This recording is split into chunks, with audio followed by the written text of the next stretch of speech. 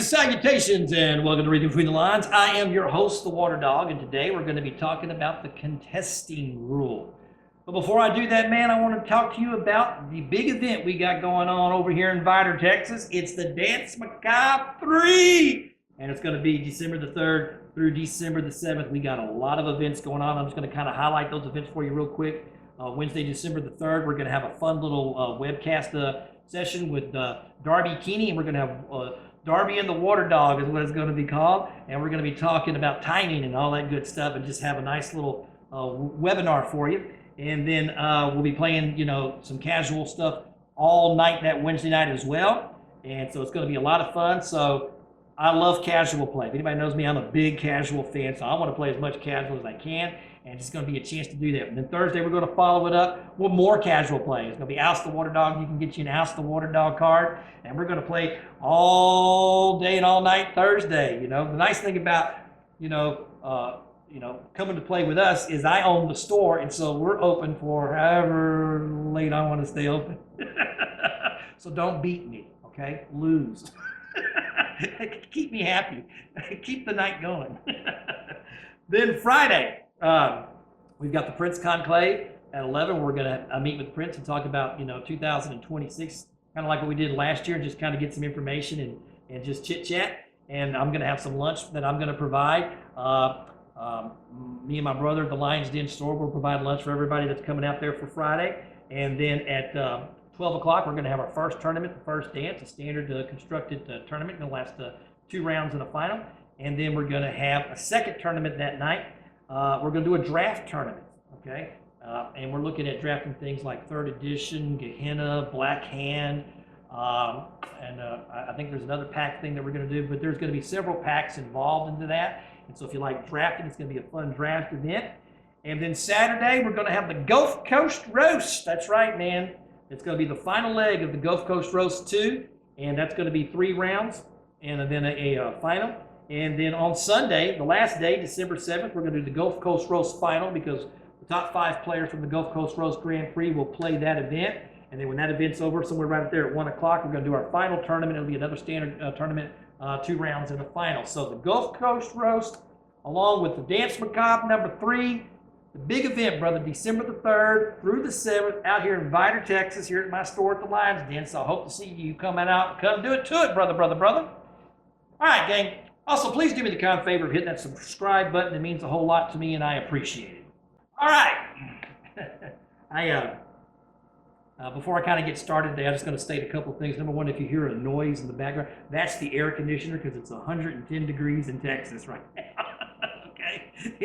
It's hot. So if there's a humming and a buzzing, that's because the Water Dog needs some air, and that's the reason why you might hear some buzzing and stuff like that on the sound. So I apologize for the sound quality, but it's just hot. And normally I don't run the air conditioner when I do my videos, but today we're running the air conditioner, so keep that in mind. I'm also running 2 cameras because I'm going to be doing a lot of reading today, so there might be a different camera from a different angle from when I'm looking down and reading. So I just want to kind of make sure you understand some of the technical things that I'll be dealing with today. So let's jump into it. I got an email from my Prince, Norm Brown, about the contesting rule. They actually went out and posted it out there on the Discord, and put it out there. So if you go onto the Discord, and if you look at the thread, what's going to be on the rules and suggestions is what it's going to be. And then if you look at the thread on changing the contestation rule, I guess that's what it's saying, because mine's kind of blocked out there. But on changing the contestation, that's going to be the thread. And it's originally posted by Chris Ilm. And it's he basically copy and paste from ex-zealot, who's Norm, this contestant rule change, proposal is what it really boils down to, okay? Now, I interviewed Norm back in 2022, December, okay? And it was the very first interview that we ever did on this channel. And, I'm asking all of these questions and stuff like that. But one of the main questions that I asked, is if you could change something about VTES, what would it be? And here's Norm's response. If you could change one rule, if you could change one rule in the game, what would it be and why? Contesting. I would definitely change the way contesting works. Contesting is, we have so many vampires in the game. Contesting is so rare and it's so devastating when it happens that it definitely needs somebody to take a look at it for sure. I would definitely change that rule.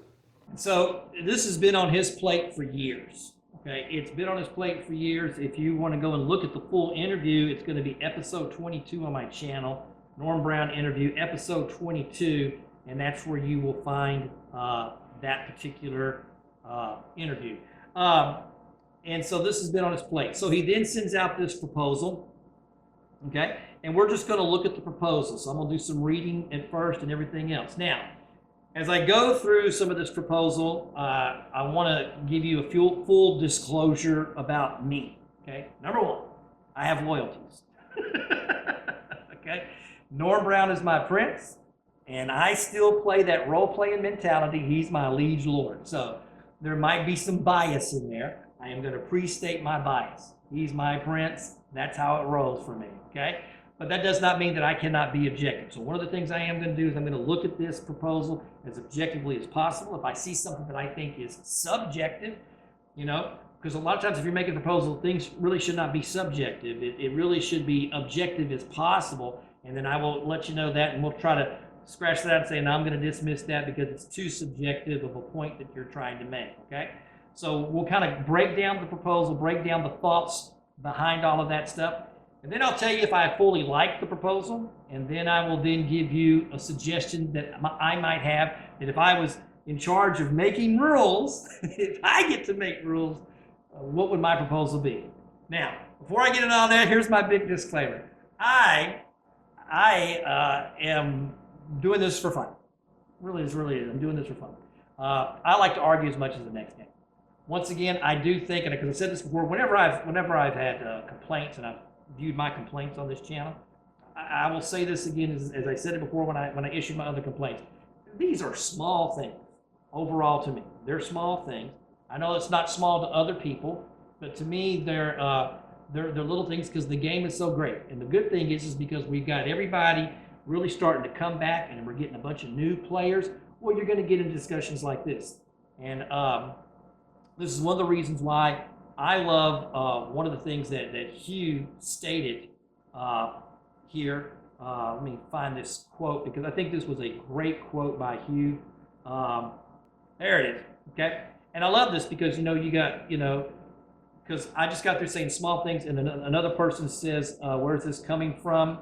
There are bigger problems, and then Hugh's response was wonderful, and I love this. He says, and just know someone saying there are bigger problems than contest is not a reference you get to use that kind of terminology on this server. Do not denigrate others because they don't care about a thing that you care about.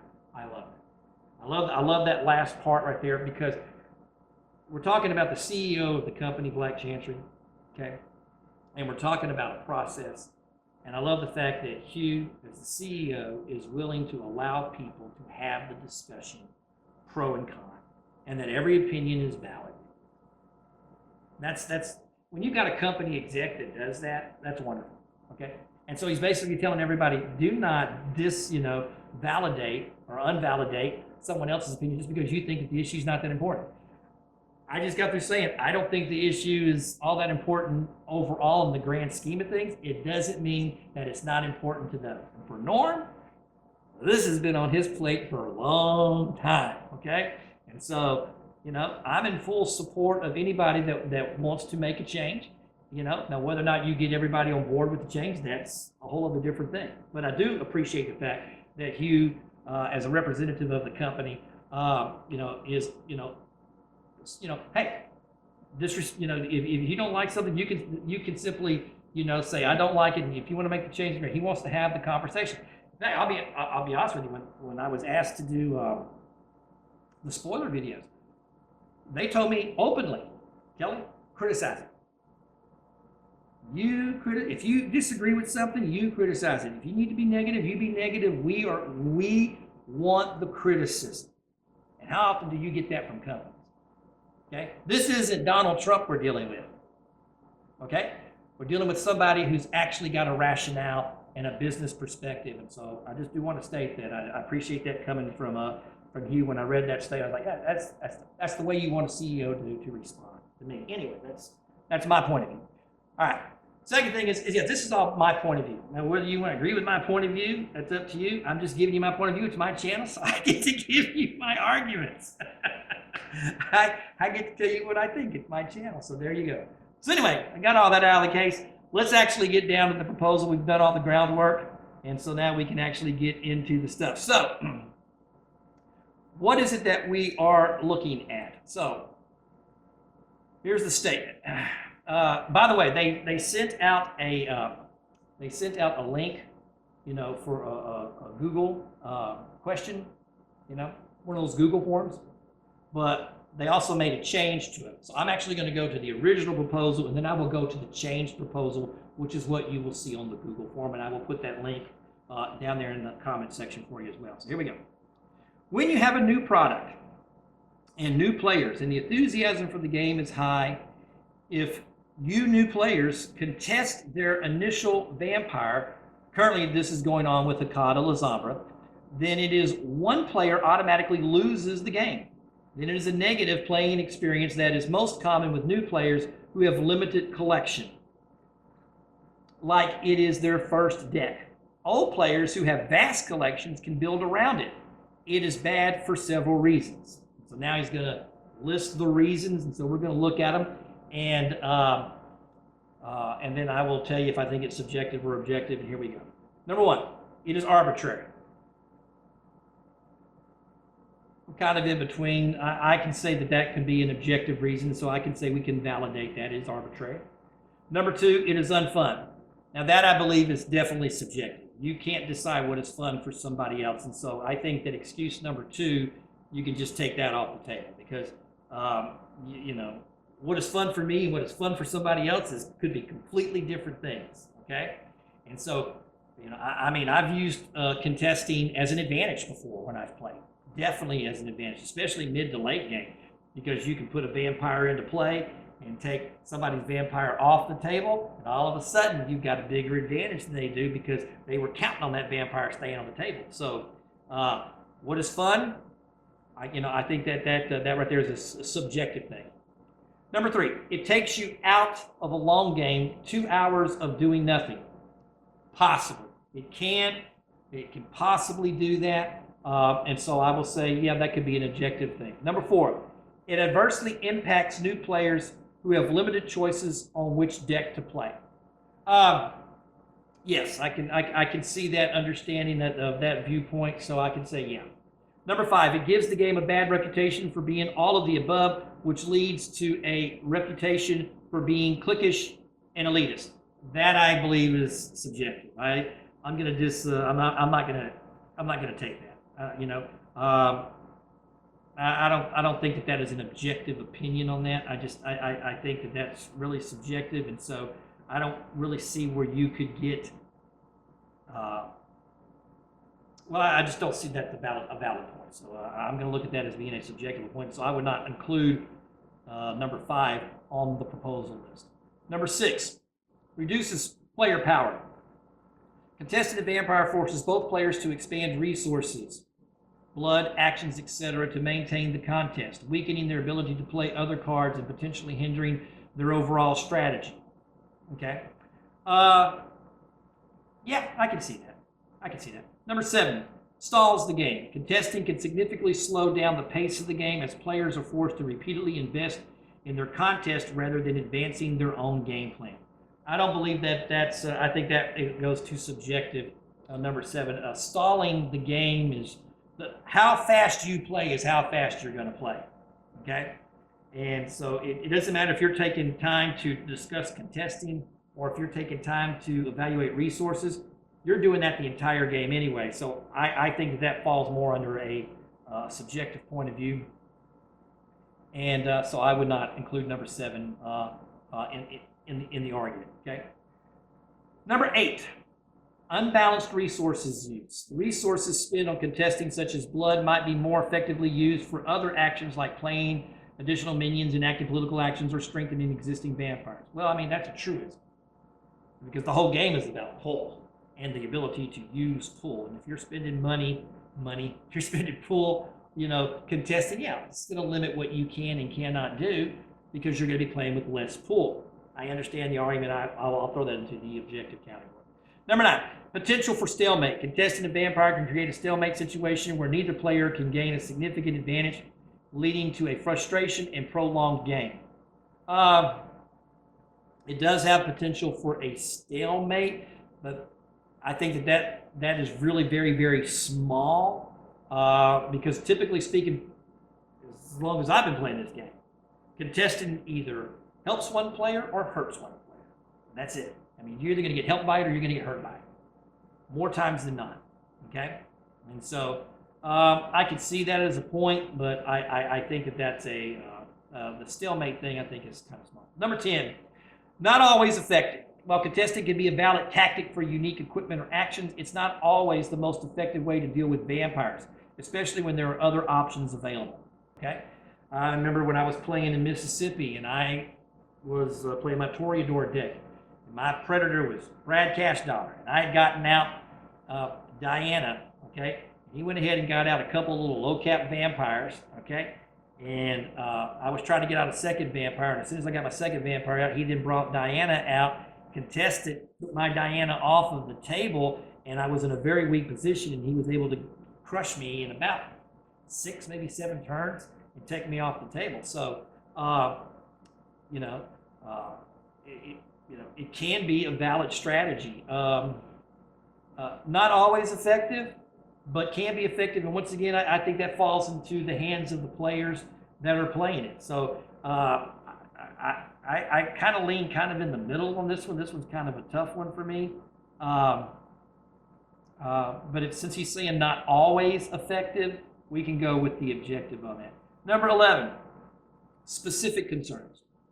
If a player is trying to contest a vampire that's crucial for another player's strategy, example, Predator's key minion, it can be particularly damaging. It might lead to the Predator player struggling to find replacements or having their entire strategy fall apart. Well, yeah, I can see that. I agree with that, but I mean, that's one of the things that you have to go with.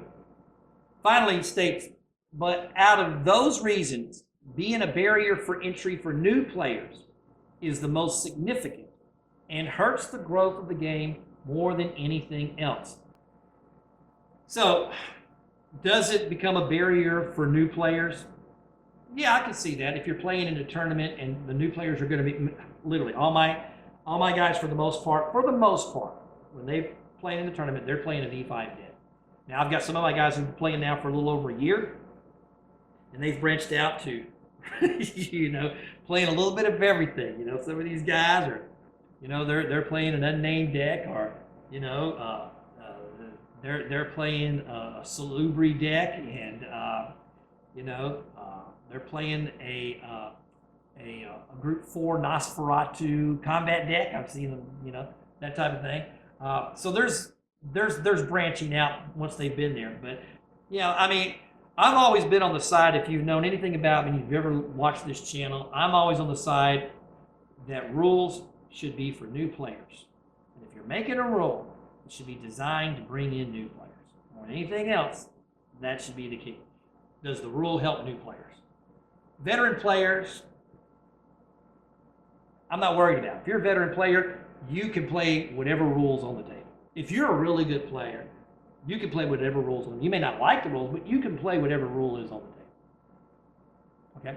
I can sit there and complain about rules all day long, and I'm great at it. All you gotta do is ask my playground. I can sit there and complain all day long about rules, especially when I'm losing. Because when I'm losing, it's crushing. But yes, I do agree that if you're going to make a rule proposal, the first concern is always new players, and that's always been my position on that, and I kind of agree with that. Okay, so the first thing that we see here is the statement of the problem. Okay, And so now we get into that. Now, one of the things I'm trying to, well, I'll try to remember and catch it back because I had that thought in my head and I kind of lost it. So here we go. So now the next thing is here is the proposal. Okay.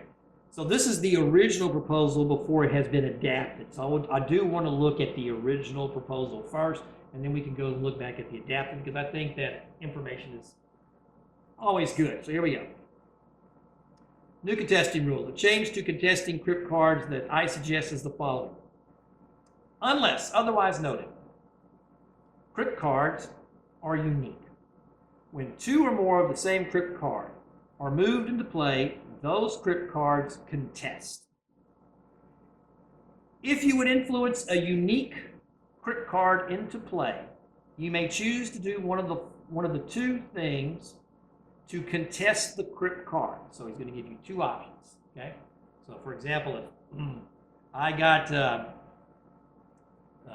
the unnamed in play, the next player wants to bring out the unnamed, and as soon as they bring them into play, they are automatically contesting, and that person bringing that vampire into play now makes this choice.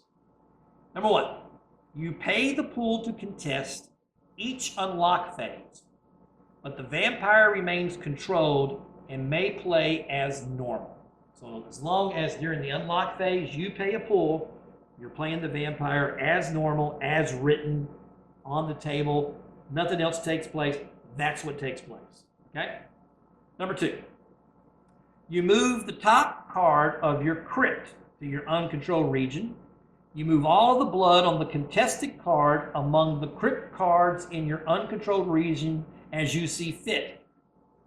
Remove the contested card from the game.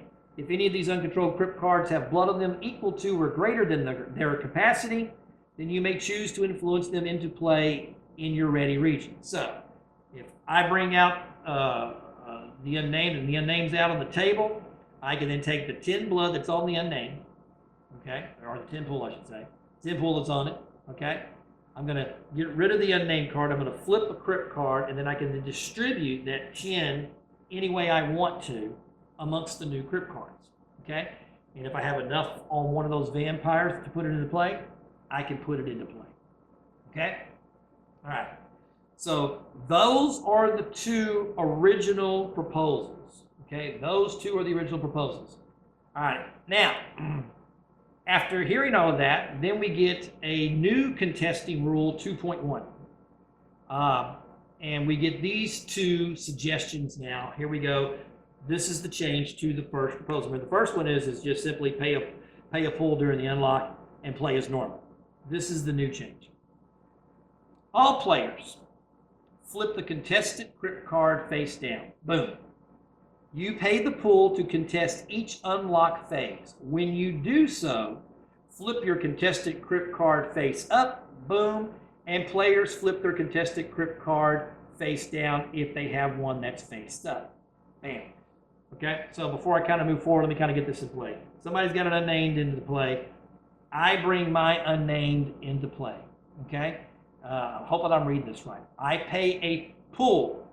Okay? I keep mine face up and the other person keeps theirs face down. That's kind of what it's looking like to me. That's kind of how I'm reading it. I hope I'm saying that right. So you flip the contested card face down if they have one that's face up. Okay. The vampire remains controlled and may play as normal. Instead of paying the cost to contest the card, you may choose to yield the card. A yielded card is burned. Any cards or counters stacked on the yielded card are also burned. If all other cards contesting your unique card are yielded, then the card is unlocked and turned face up during your next unlock phase, ending the contest. So there's a lot of stuff there, a lot of words. I'm just going to let you read through that and stuff like that, because to me, I would have to get clarification of exactly what is going on with that, okay? Now we go to proposal number 2. You move the top card of your crypt to your uncontrolled region. You move all the blood on the contested crypt card among the crypt cards in your uncontrolled region as you see fit. Remove the contested crypt card from the game. If any of these uncontrolled crypt cards have blood on them equal to or greater than their capacity, you may choose to influence them into play in your ready region. So I don't think that there's a change that I can see. I think that's pretty much going to be the same. So it's just going to be version 1 of that. All right, so we're just looking at version 1. Okay. as the change. All right.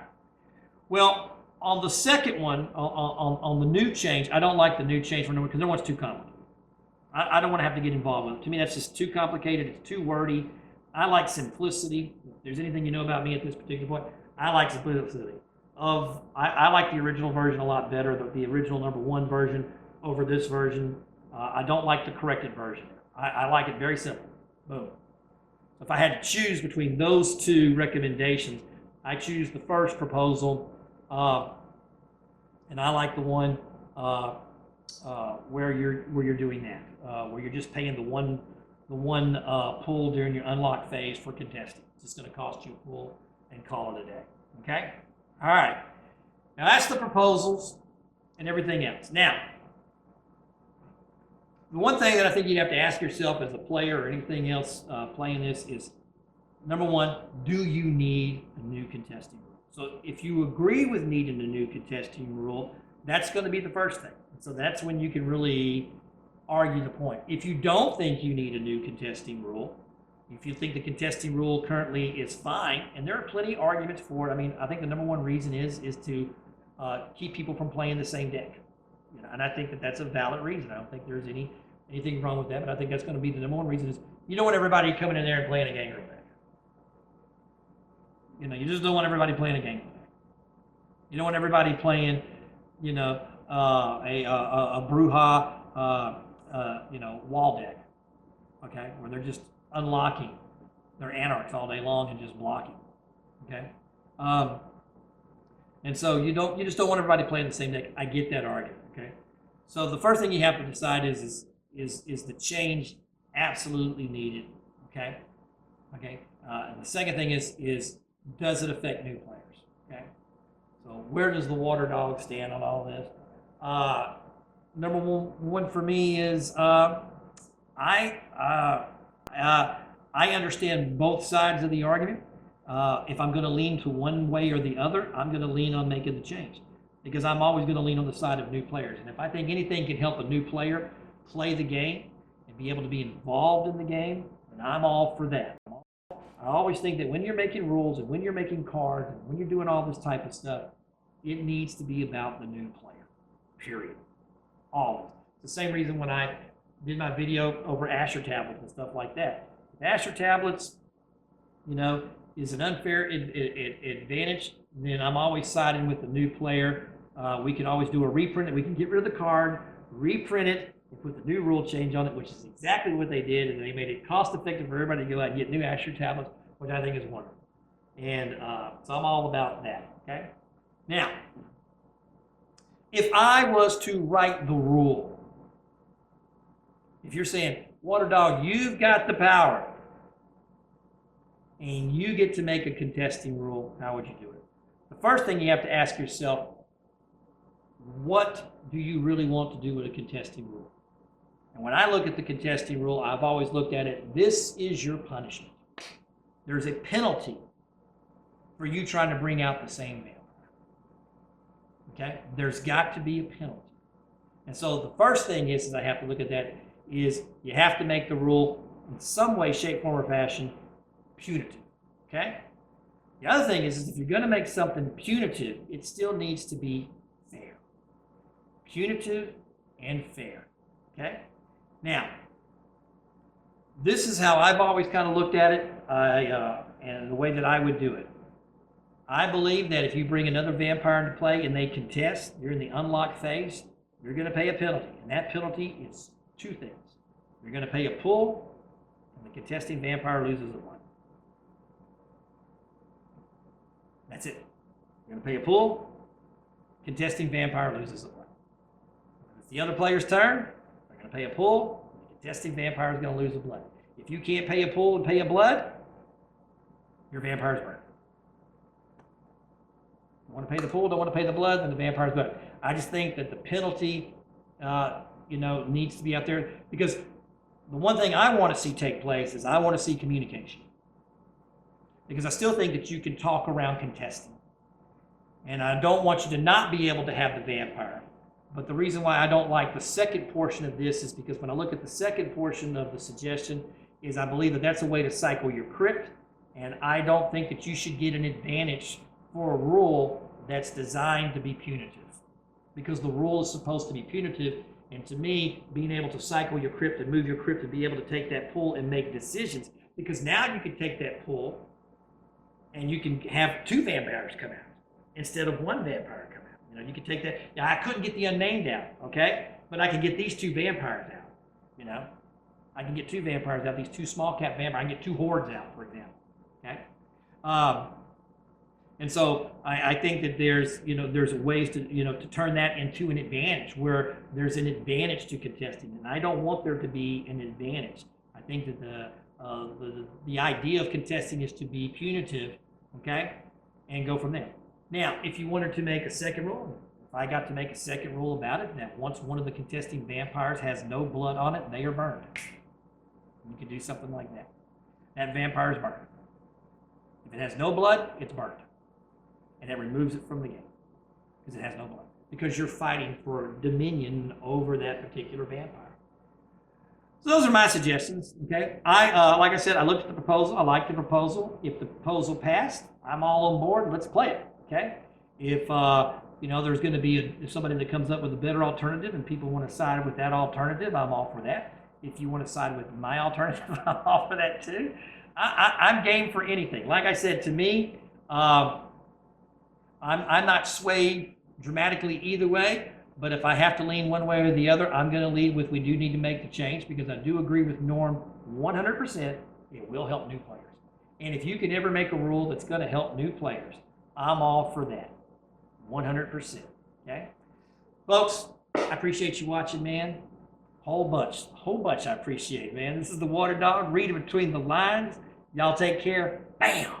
Whoa, you watched the whole video? Hey, thanks for watching, man. I appreciate it. If you like what you've been seeing, please don't forget to hit that subscribe button. Y'all take care.